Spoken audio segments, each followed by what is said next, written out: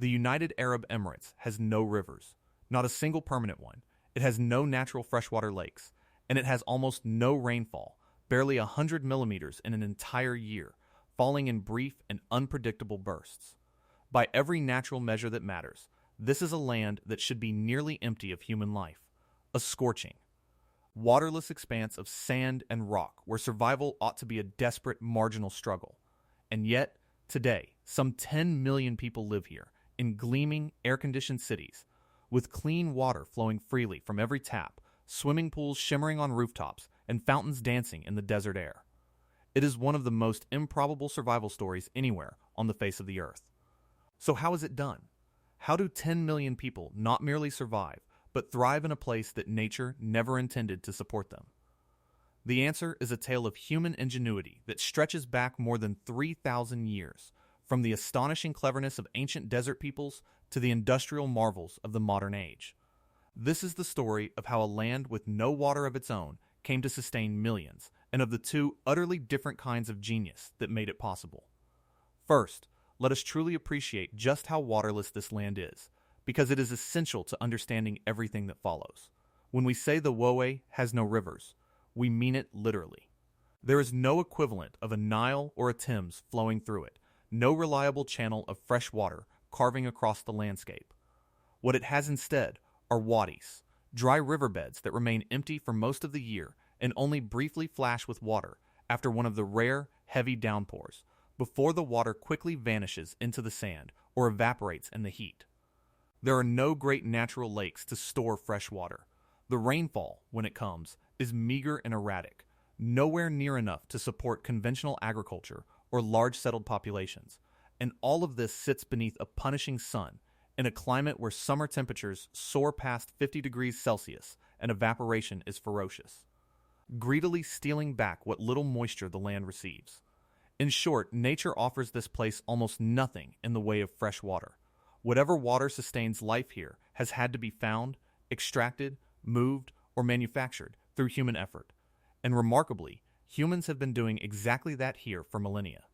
So let us begin not with the modern city, but with the ancient desert. Because long before there was any oil, or any skyscraper, or any desalination plant, people not only survived in this harsh land, but built thriving communities here.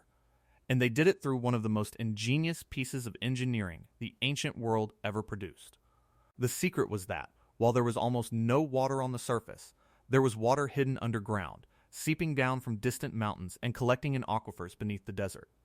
The challenge was reaching it and moving it to where people could farm. And the solution the ancient inhabitants devised, more than 3,000 years ago, in the Iron Age, was a marvel called the falaj, or in its plural form, the aflaj. A falaj is a gravity-fed irrigation system of breathtaking cleverness. It works like this. The builders would first locate an underground source of water, often at the base of the mountains, a skill in itself that required reading the landscape, the vegetation, and subtle signs invisible to the untrained eye. This source was called the mother well. From there, they would dig a tunnel, sloping ever so gently downhill, to carry the water underground across long distances, sometimes for many kilometers, all the way to the oasis or the fields where it was needed. The genius of running the water underground was that it protected the precious flow from the fierce evaporation of the desert sun. Water that traveled on the open surface would simply have vanished into the air, but water traveling through a shaded tunnel arrived intact. Along the length of these tunnels, the builders sank vertical shafts down from the surface at regular intervals, roughly every 20 meters, which allowed workers to remove the excavated earth, to ventilate the tunnels, and to climb down and clear away debris to keep the water flowing. And when the water finally reached its destination, it emerged into a network of open surface channels that distributed it, fairly and precisely, to each farm and each family in the community. The sophistication of this system, achieved without any modern technology, is genuinely humbling to consider. The builders had no motorized pumps, no electricity, no modern surveying instruments, and yet they managed to calculate a gradient so precise that water would flow steadily downhill along a tunnel running for kilometers underground, never so steep that it would rush and erode the channel, never so shallow that it would stagnate and stop. Getting that slope wrong by even a small margin over such a distance would have doomed the entire effort. They read the land itself to find where the water lay, using their knowledge of which plants grew where, of the shape of the terrain, and of the subtle signs that betrayed moisture hidden far below the surface. They dug these tunnels by hand, through rock and earth, in conditions that must have been brutally difficult and dangerous, and they lined the vertical shafts and reinforced the channels to guard against collapse and flooding. This was not crude, improvised digging. It was applied hydrology and civil engineering of a very high order, developed through careful observation and refined across generations. The people who built the aflaj were, in the truest sense, master engineers, and the fact that some of their channels still carry water today, thousands of years after they were first cut into the earth, is a testament to just how well they understood the land and the water beneath it. This ancient technology was so effective and so important that it quite literally made civilization possible in this desert. The aflaj enabled settled agriculture where none could otherwise exist, allowing communities to put down roots, to grow crops, and to flourish in green oases surrounded by an ocean of sand. Places like the Al Ain oasis rose and thrived on the strength of these hidden water channels, becoming vital centers of population and important crossroads on the ancient trade routes that linked Arabia to Persia, Mesopotamia, and beyond.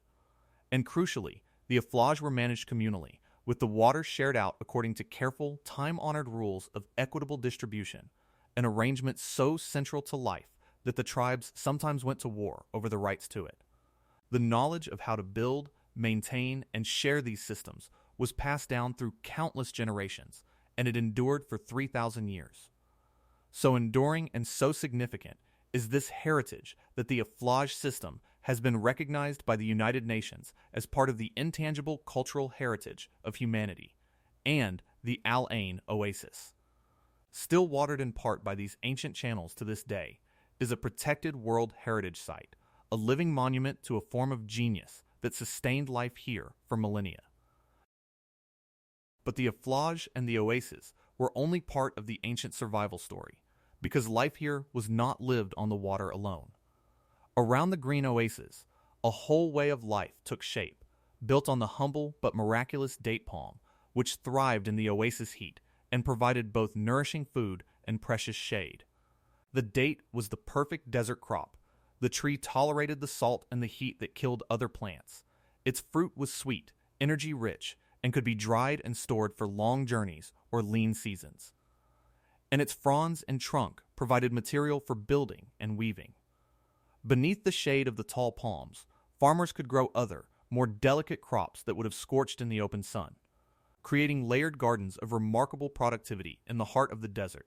The people raised camels and goats, animals superbly adapted to the desert, and many lived as nomads, the Bedouin, ranging across the vast arid interior in a constant, careful search for water and grazing, moving with the seasons and surviving on an intimate, hard-won knowledge of their unforgiving environment. And then there was the coast, which offered an entirely different path to survival. Along the shores of the Persian Gulf, communities turned to the sea. For centuries, and reaching its peak in the 1800s, the great pursuit was pearl diving. Every summer, when the Gulf waters were warmest and clearest, the men would leave their homes and sail out to the pearl banks, where they would dive again and again from sunrise to sunset, holding their breath for minutes at a time in the deep, gathering oysters in the hope of finding the pearls that were traded across Asia and Europe and formed the backbone of the entire pre-oil economy. Pearl diving was a brutally hard and perilous way of life, and it is worth dwelling on for a moment because it reveals just how much effort survival here once demanded. The divers used no breathing apparatus of any kind. They would descend with a weight to carry them quickly to the seabed and a clip to close their nostrils, working the bottom for as long as their lungs would allow before tugging a rope to be hauled back to the surface, gasping, only to rest briefly and plunge down again.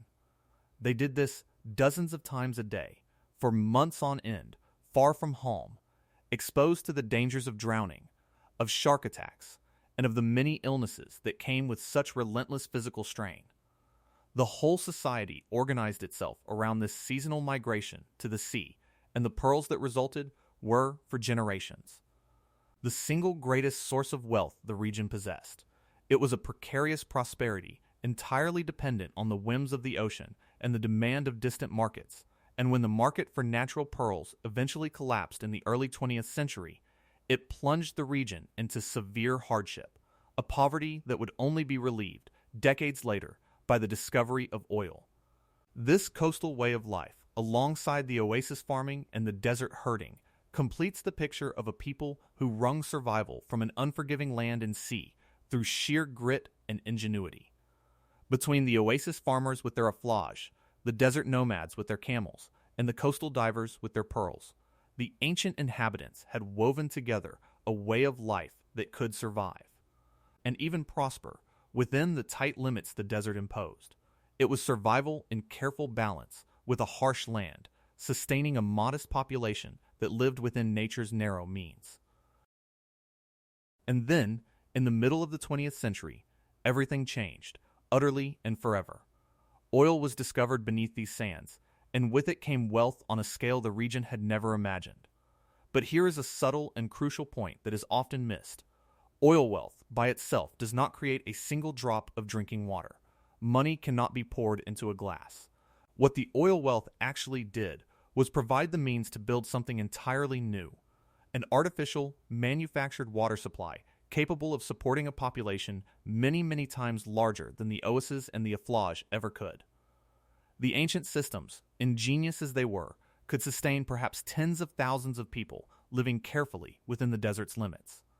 To support millions, living in modern cities with modern comforts would require a completely different and far more powerful approach. And so the way turned to the one source of water that surrounded it in effectively limitless quantity, even if that water was undrinkable, the salty sea itself.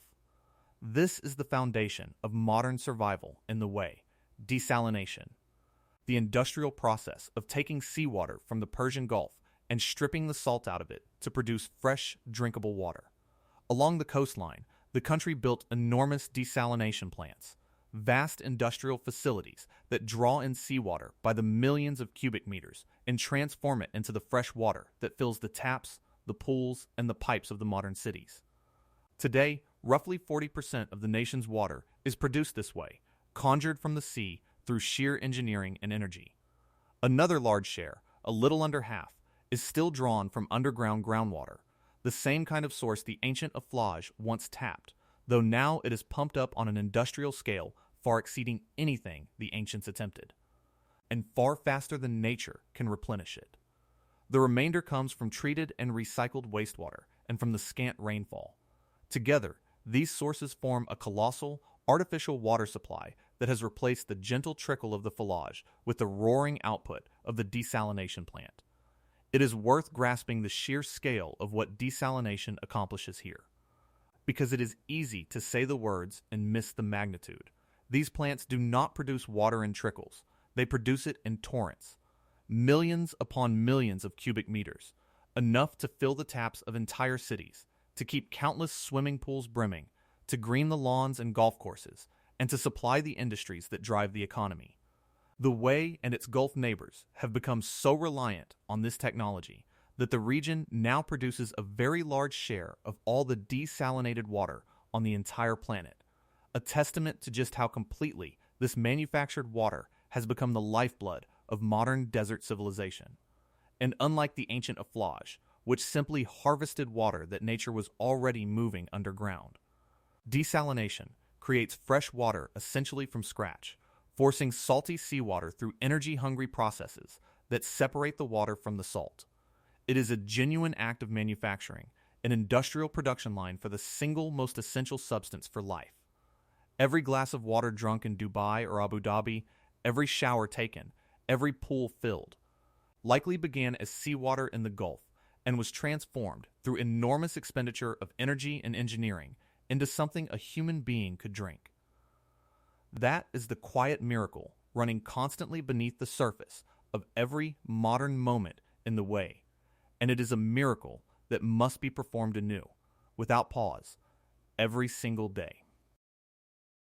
But water alone is not enough to keep 10 million people alive, because you cannot easily grow food in a desert either.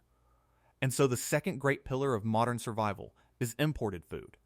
Since the land can produce only a small fraction of what its population eats, the UAE imports the overwhelming majority of its food, something like 90% of it, carried in by ship and by plane from every corner of the globe and distributed through the country's world-class ports and logistics networks to keep the supermarket shelves stocked.